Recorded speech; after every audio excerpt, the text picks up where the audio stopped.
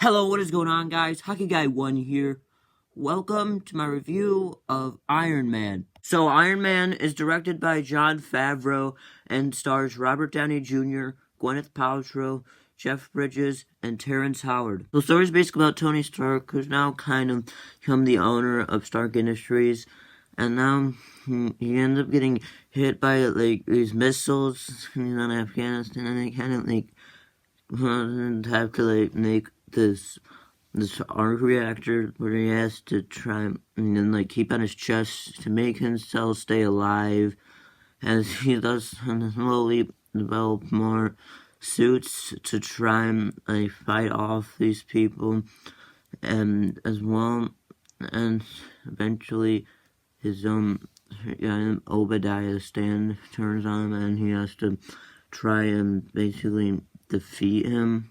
So I do feel like the story does work. I mean, looking at how they show step by step at how he's making these suits and showing all the flaws in them and how he's kind of fixing them. I do think that it makes the story feel really consistent and does make sense for the film, and it does make sense how they do it. And I do feel like they did behave very consistent. I do really like this type of story, as it's kind of shown how he needs to make the suits and basically try and against him, and basically to just do things that his father can. And I do really like this kind of story, as it is very character driven, the story, as it does rely a lot on Tony Stark's character for it.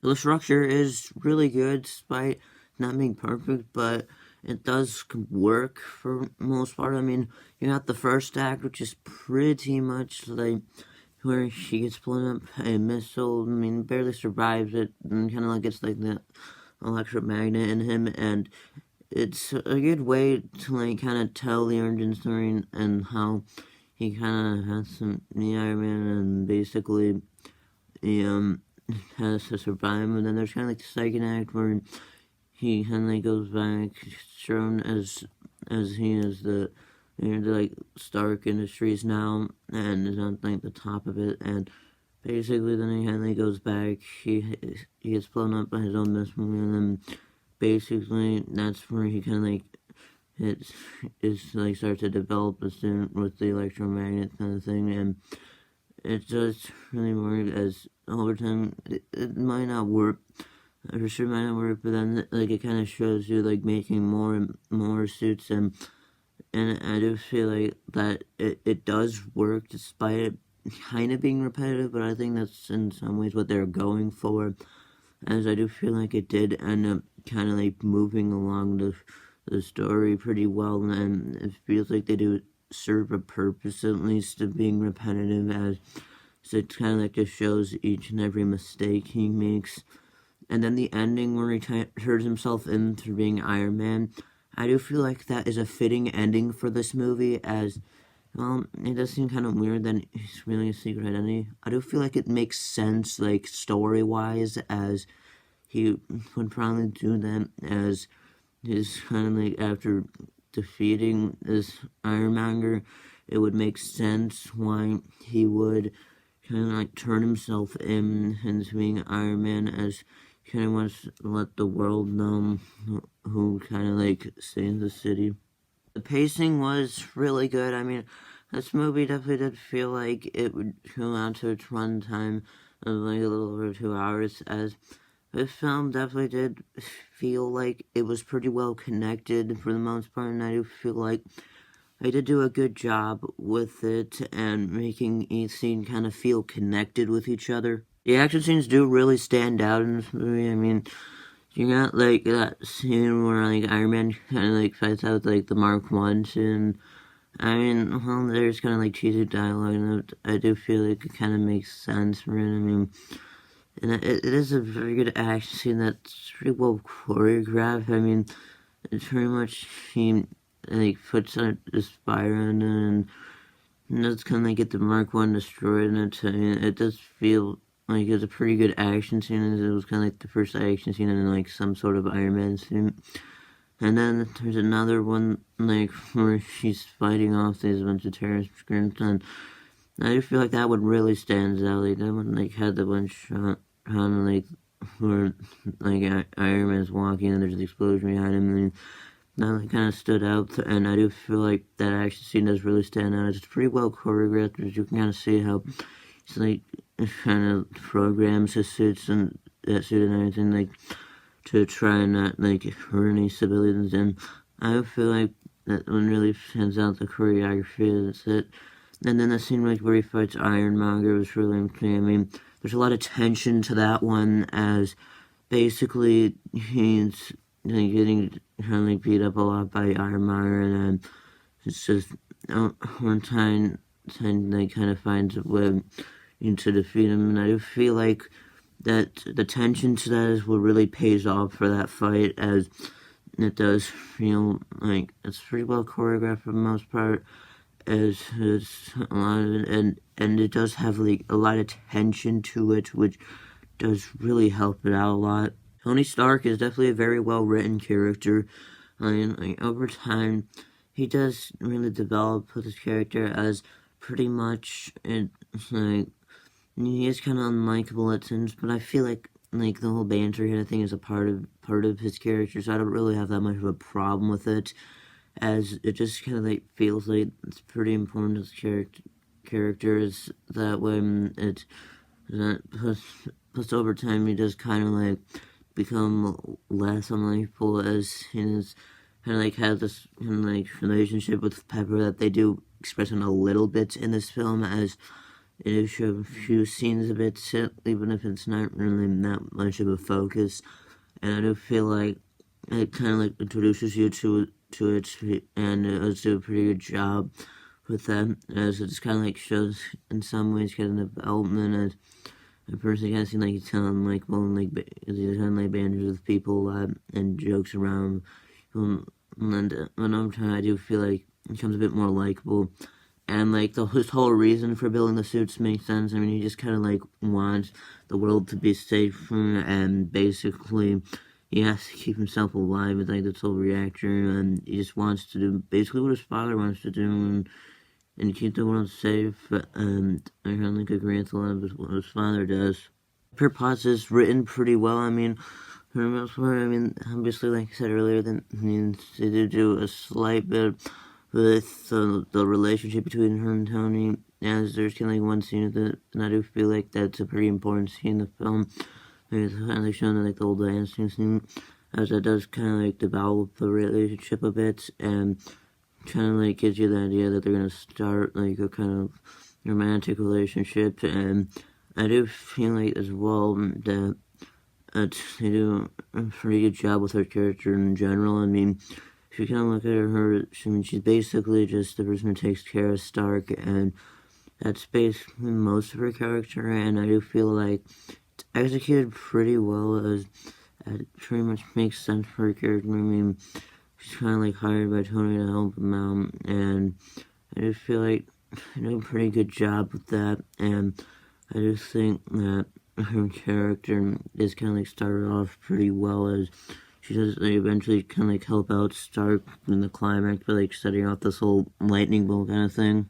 The acting is very good. Robert Downey Jr. does do a really good job in his very first outing, as he does really feel like the character, and he felt like he was trying to deliver to each line, and you can tell that he was really into the role when he was saying each line of dialogue, as he did really feel like the character in each and every scene, and just about every single line of dialogue he delivered, he felt like the character.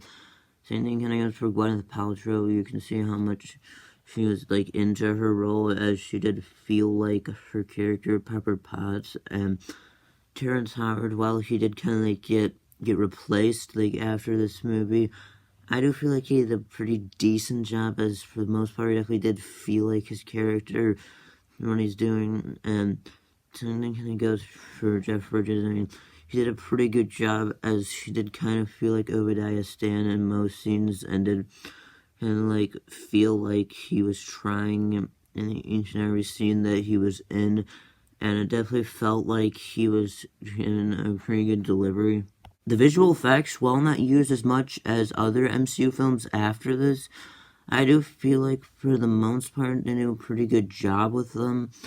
As there are some shots they can like use fire effects, and I do feel like it's pretty realistic. Like in the Mark One suit, and it kind of like uses the fire effects. It looks pretty realistic.